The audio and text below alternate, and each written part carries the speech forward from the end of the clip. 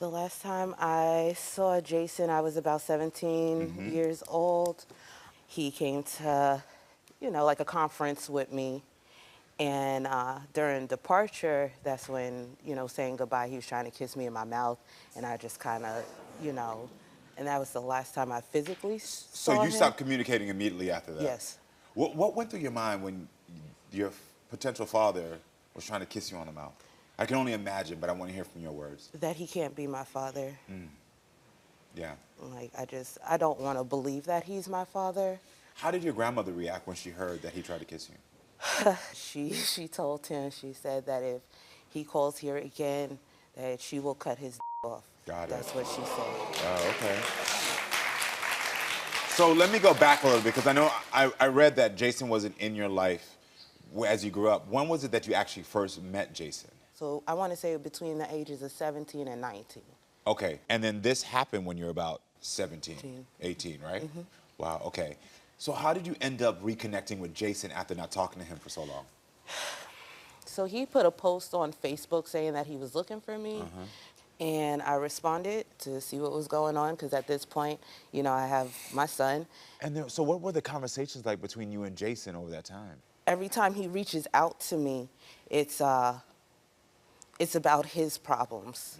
It's not, how am I doing? How's my grandson doing? It's always what you got going on. When he hit me up on Instagram telling me he has something important to tell me, I'm thinking something happened. And he's just telling me that he left his wife. Yeah. Which Yes, leaves he did it leave bad. his wife. He's with me. Yes. Hi. How are you doing? I'm Rose. Do you know this woman? No, I don't. No, So- we only talked on the telephone. And she's a sweet person from what I already spoke to. But as far as I'm concerned, Jace, I don't care what he went through in the past. All my children, they love the ground he walked on. They'll call my house and ask me, we didn't call to speak to you, we called to speak to Jason. They have a beautiful relationship. Understand. So I don't know what happened with them in the past, but I know what type of man Jason is now. Got it. Thank you. This is Rose, everyone. This is Jason's girlfriend. I'm hearing that, and I understand your perspective, but I also heard earlier that he called you sexy, daddy sexy baby. Is that and true? This is before Miss Rose ever stepped into the picture. Well, how did that make you feel? Uncomfortable. Is this immediately after he tried to kiss you, or is this? No. This was years. So it's he like tried to kiss you and already then years later? Yes. I don't feel it's fair that he should dump his problems, his traumas, whatever it is he has got going on. I don't find it fair that I should have to take all Does of he that treat you on. more like a friend than a daughter? Yes. He does. Yes. Yeah. Here, my producer told me you gave them a list of everything Jason said. Is this why you were hoping he's not your father? That he didn't meet you until he was 17, came to your presentation drunk, tried to kiss you on the mouth, called you daddy sexy baby? Yep. That's the problems. That was the problem. Those are the issues. Those Got are the it. issues. Well, listen, everyone. It's been 17 years since you've seen your alleged father. So, everyone, please welcome Jason to the show.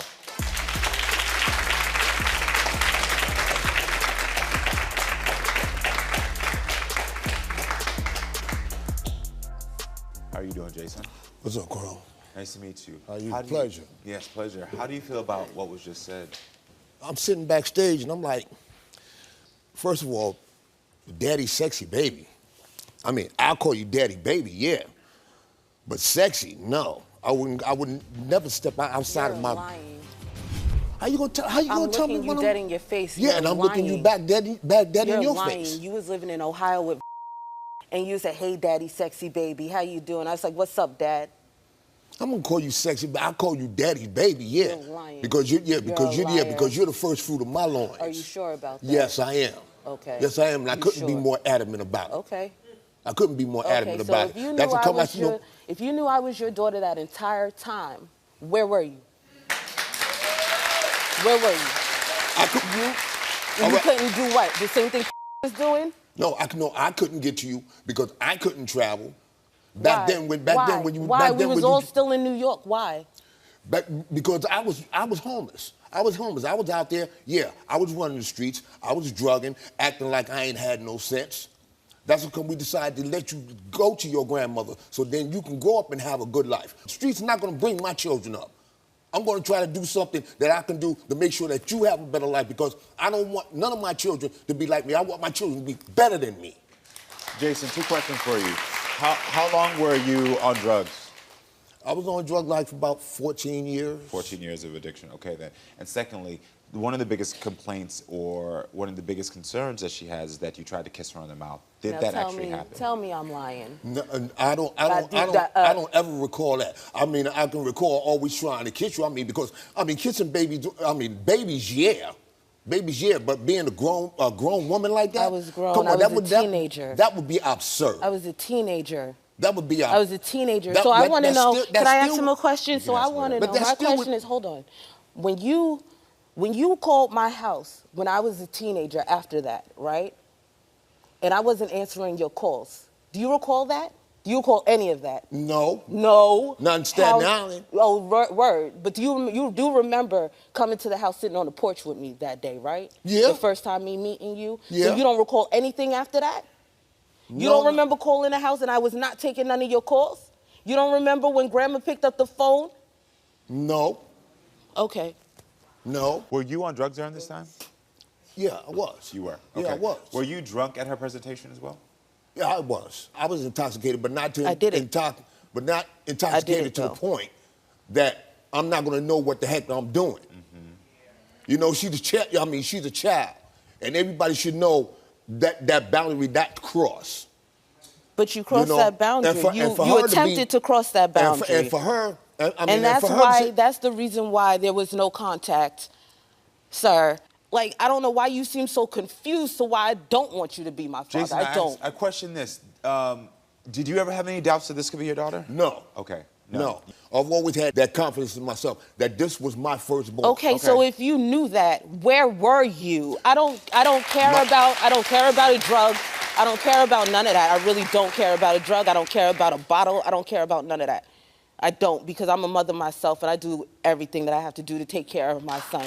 And you know this. I understand that, and I'm proud of you. All right, so I have to do what I have to do to break these generational curses. So if I have to leave you alone, regardless of the fact, whatever it's looking like, if you're my father or not, if I have to leave you alone, I will completely do that. So you say that you've always felt in your heart that this is your daughter.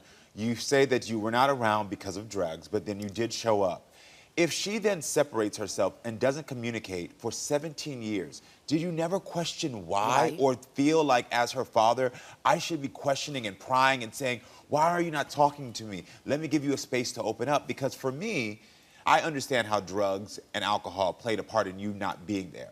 But once you were there, if she separates and she's distant, why didn't you try to reach out?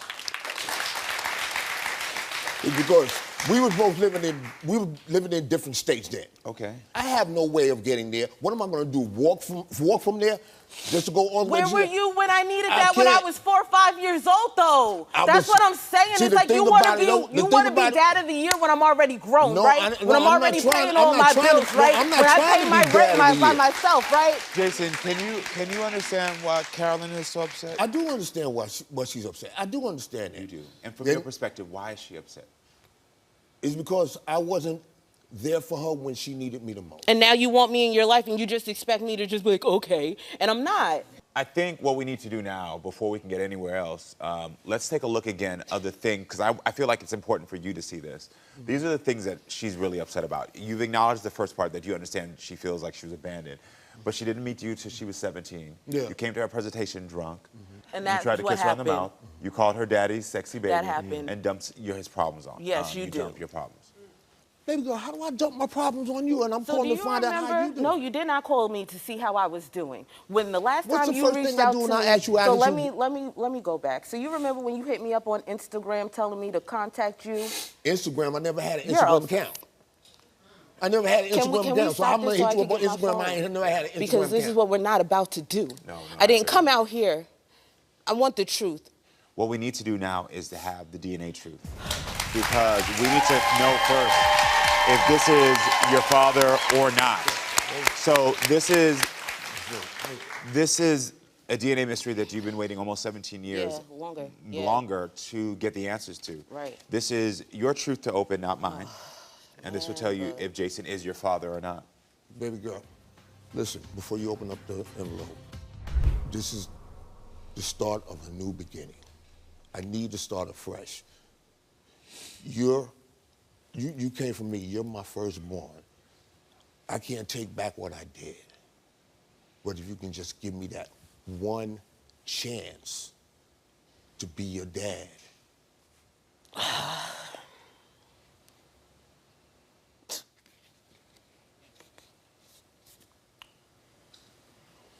What did it say? Jason is your biological father. Okay. Hold on, before we go any further, because I heard the speech you made, and I'm glad that you're in this space and mindset, but I also need you to acknowledge the space and mindset your daughter's in. Yeah. Now that we know this. I already know how you feel about this moment. I'm looking at you. I can see that there's a bit of disappointment here because of the pain Yeah, I'm you've been tight going right through. now. I'm not even gonna lie to you. Yeah, I know. What I think needs to happen is that I do understand your desire to let go of the past and to move forward. But unfortunately, one of the things that I try to teach people on this path is that it's not so easy to let go of the past for children especially. Because though you have made strides, you've started a new family with Rose, you have these new kids, she's still been alone. The 14, the 12-year-old, the 5-year-old kid that was by herself has still never felt like she's had the love from her father. I understand. Has still never been there. On top of that, there's been situations that are her truth that have never been acknowledged and haven't been discussed. So we got to go down the list. That's why that list was so important. She first of all said that you felt like you tried to kiss her. That has to be. Which happened. That happened. So whether or not that is your truth, this is her truth. And if you say, I really want to build a relationship, you have to acknowledge her truth. So I think the first step before it can be, we forget about the past, is are you willing to acknowledge that you're sorry, that you tried to kiss her, and that you called her sexy baby? I can acknowledge that. There is a lot of hurt and pain here. It's also compiled right now by a little bit of shock because I think you disassociated this being your father for a while. And so right now she has to then process that.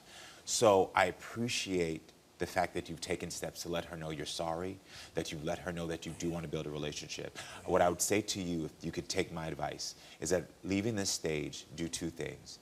When she tells you anything she felt or experienced in the past, acknowledge it and say, I'm sorry. Listen to her, and then when you call her or you talk to her, if she's ever open to it, don't talk about anything that's going on in your life right now. Just listen to what Just listen to her. needs. Yeah, because there's she years got that. there that she felt as if most of her life, all of her life, that she felt like you weren't there to be a father. So when she hears things like you being this father for Rose's kids, for these other people, she never got that. So if you do want to really make amends, you got to be able to say, you know what? You're my priority. I'm listening to you. I'm not talking about my life. It doesn't matter what I'm going through. It doesn't matter my health. It doesn't matter anything. It's about you. I'll acknowledge that. Yeah. How do you feel about that? I'll acknowledge that. I know it's going to take time. I know it's going to take a lot of time. Yeah. And you know what? You got all the space that you need. All But right, I so respect that. But respect that. Don't be blowing up my No, phone. I know. I will respect that. So I will say, just understand, he's going to do the work. He's heard you. He said he's sorry. He's acknowledged. I do feel it's sincere. And I pray that you two can find a way back together. I really do. Good luck. Thank you. Thank you.